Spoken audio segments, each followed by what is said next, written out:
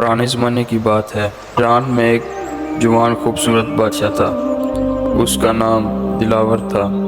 وہ بڑا نیک اور رحم دل بادشاہ تھا۔ ہر ایک کے ساتھ نرمی اور محبت کے ساتھ پیش آتا تھا۔ رعایا اس سے بہت خوش تھی۔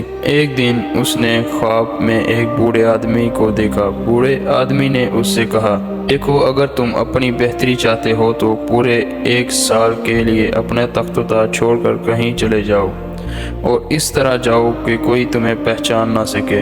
سادہ فقیرانہ لباس پہنو اور خالی ہاتھ جاؤ۔ بادشاہ یہ خواب دیکھ کر پریشان ہوا، لیکن تھوڑی دیر بعد جب اس کی آنکھ کھل گئی تو اس نے پھر یہی خواب دیکھا۔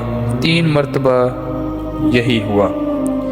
بادشاہ خوابوں کو سچ سمجھتا تھا، اس لیے اس نے صبح اٹھتے ہی یہ فیصلہ کر لیا کہ تخت و تاج اور شاہی خزانہ چھوڑ کر